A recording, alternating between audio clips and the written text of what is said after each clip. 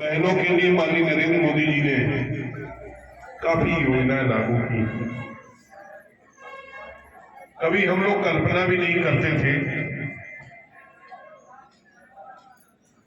जो पैसों से भी गैस का सिलेंडर और गैस का कनेक्शन नहीं मिलता था। मुझे ध्यान है यहाँ पर साक्षी महाराज जी जब सांसद होते थे तो हम लोग उन्हें 10 कूपन मिलते थे शुरू में। तो 10 कूपन में से एक कूपन किसी को मिल जाता था। वो सोचता था कि भाई महाराज जी की मुझ पे बहुत बड़ी कृपा है, तो मुझे एक कनेक्शन मिल गया है। और वो भी उस समय कनेक्शन चूल्हा और गैस सिलेंडर कम से कम 5-6 हजार रुपए खर्च होते थे। आज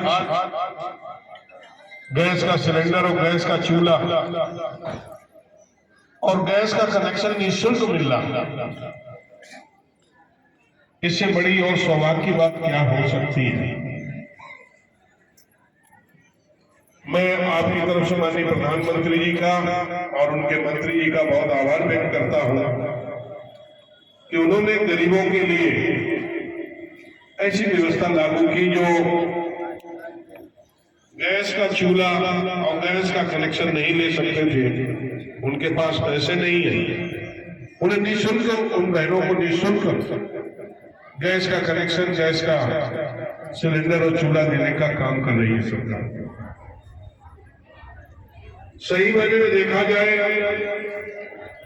जिन बहनों के घर में गैस का चूल्हा, गैस का कनेक्शन मिल जाता है,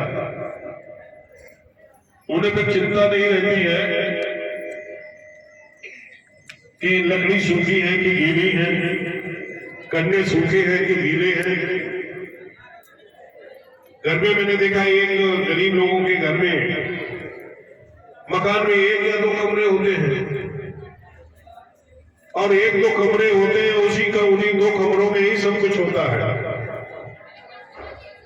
उसमें भूसा भी भरा होगा, लकड़ियां भी रखी होंगी, कन्ने भी रखे होंगे, बहू बेटा को भी लेटना होगा, सास ससुर को भी लेटना होगा, उन्हीं में सब कुछ 2 कमरों में ही होता है। और खाना भी उन दोनों कमरों में खाना भी बनना होगा। अब जब छोटे छोटे बच्चे होते हैं और खाना बनता था और धुआं होता था तो पूरे घर में धुआं भर जाता था। आंखों से आंसू बंद नहीं होते थे, टप टप निकलते रहते थे, खांसी भी होती थी। कभी दाल में तड़का ज्यादा लग जाए, मसाले या सब्जी में ज्यादा भुन जाए। कभी कोई बच्चा रो जाता था तो बच्चे को देखने के लिए जैसे ही माँ उठती थी तब तक सब्जी की मसाला भूनते भूनते मसाला जल गया तो घर में बसी भर जाती थी। ऐसी परिस्थितियां थी। लेकिन माननीय प्रधानमंत्री ने कहा कि कम उम्र में ही हमारी बहनों की आंखों में मोतियाबिंद हो जाता है, नजला हो जाता है, आंखें खराब हो जाती हैं, धुएं से लंग्स भी खराब हो जाते हैं, टीबी की शिकायत हो जाती है। तो इन बीमारियों से बचने के लिए जिन लोगों ने गैस का चूल्हा, गैस का कनेक्शन नहीं ले पाए थे, उन्हें निःशुल्क देने का काम किया है। आज पूरे देश में 10 करोड़ से ज्यादा निःशुल्क गैस कनेक्शन, गैस चूल्हा, गैस सिलेंडर दिया जा चुका है। अब एक श्रेणी ऐसी बची थी जो उस श्रेणी में नहीं आ रहे, तो उन लोगों के लिए मैं कह दिया कि जो भी अभी तक इसमें पात्र है, जिन्होंने नहीं लिया है, वो अपने आधार कार्ड की कॉपी ले आए और एक फोटो ले आए, वो सबको मिलेगा। इससे हमारी बहनों की समस्याएं समाधान तो होगी, साथ में हमारे जो बड़े बुजुर्ग घर में रहते हैं और बच्चे जो हैं उन्हें भी काफी राहत मिलेगी। दूसरा, ऐसा एक नहीं कई योजना है। आप देखिए गांव-गांव में शौचालय बनाएंगे। शौचालय बनाने का भी एक उद्देश्य है कि आदमी कहीं पर भी उसे दिन में लब शंका लगे या शौच को जाना है तो कहीं पर भी चला जाता है, थोड़ा सा दाएं बाएं, लेकिन माताएं जो बहनें होती थी वो शाम का इंतजार करती, शाम कब हो और शाम को ही मैं लघु शंका के लिए, अन्य क्रियाओं के लिए, शौच की क्रियाओं के लिए शाम का इंतजार करना पड़ता। पेट में दर्द हो रहा है तब भी बहुत पीड़ा में रहती थी। इन चीजों को देखते ही माननीय प्रधानमंत्री ने कहा कि मैं कहीं पर भी अपनी बहनों को, माताओं को इन कष्टों को देखते हुए सब घर में निःशुल्क गैस वो निःशुल्क शौचालय दी गई और हर गांव में गरीबों को शौचालय देने का काम किया। शौचालय बने भी हैं, कुछ लोग उपयोग भी कर रहे हैं, कुछ लोग उसका उपयोग भी नहीं कर रहे। मेरा आज के माध्यम से आपसे भी निवेदन है, ये जो सरकार दिया है शौचालय, उस शौचालय को ठीक रखें, दुरुस्त रखें, उसका उपयोग करें, क्योंकि हम सब लोग घर में जब शौच में जाएंगे तो उससे ही आने वाली जो बीमारियां हैं वो बीमारियों से भी बच सकेंगे। हमने देखा है कि अभी मास्टर साहब हमारे बता रहे थे कि सुबह जल्दी ही बच्चे और माताएं मैंने सड़क के किनारे शौच पे चली जाती थी और वो सुबह निकलते निकलते वो दिन में मोटरसाइकिल, साइकिल, पैदल, ट्रैक्टर सबको कुचल देता था, कुचल के फिर मिट्टी बन जाती थी और वो धूल रखड़ के साथ में कहीं हमारे कपड़ों पे जमती थी, कहीं हमारे हवा चलती थी, घर में आती थी, और रोटियों पर, सब्जियों पर जाके जमती थी। तो ये जो जिस तरह से हम लोग कहने को तो बाहर शौच कर आए, लेकिन वो डस्ट के माध्यम से, धूल के माध्यम से सब अंदर आ जाता है। दूसरा हमने एक और देखा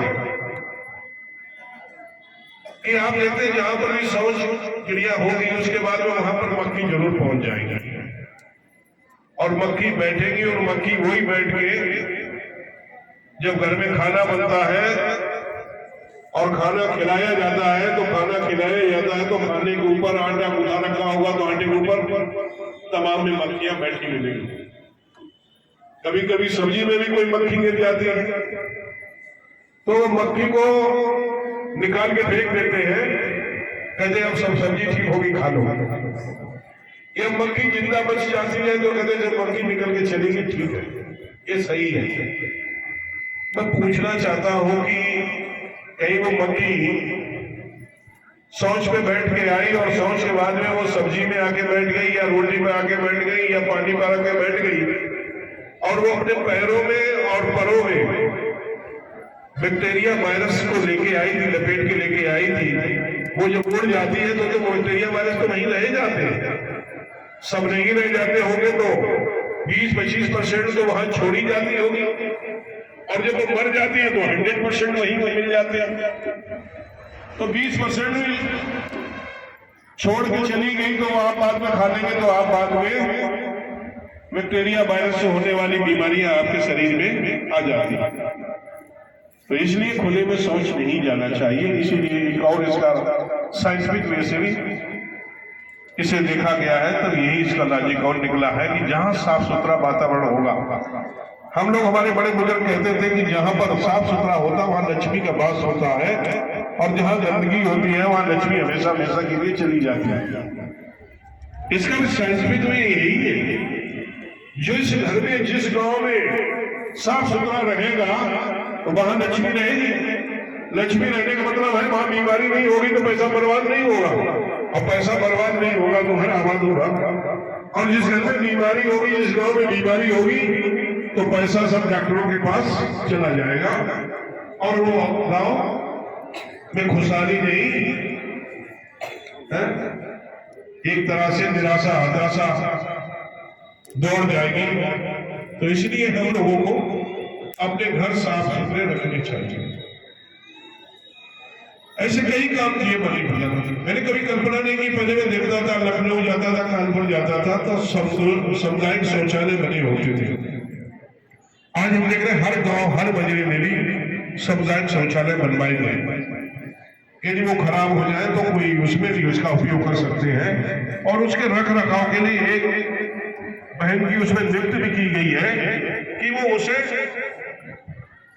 साफ सुथरा करने के लिए उसकी उसमें ड्यूटी भी लगा दी गई है और उसे 10,000 रुपए महीना दिए जाएंगे उसे साफ सुथरा रखने के लिए। एक महिला को गांव में नौकरी भी मिल गई और उस सामुदायिक शौचालय की देखभाल करने के लिए। इसीलिए संभव हुआ। माननीय प्रधानमंत्री चाहते हैं कि गांव का विकास हो, गांव का जब विकास होगा तभी देश का विकास होगा। दूसरा एक बात और मैं कहना चाहता हूँ जो इस समय ज्यादा चर्चा में रहता है। ऐसा प्रधानमंत्री काम तो बढ़िया कर रहे हैं, लेकिन साहब खाद नहीं इस बार मिल रही। खाद के बारे में जरूर बताना चाहता हूं और अब इस समय खाद की कोई कमी भी नहीं है और कमी पहले भी नहीं थी।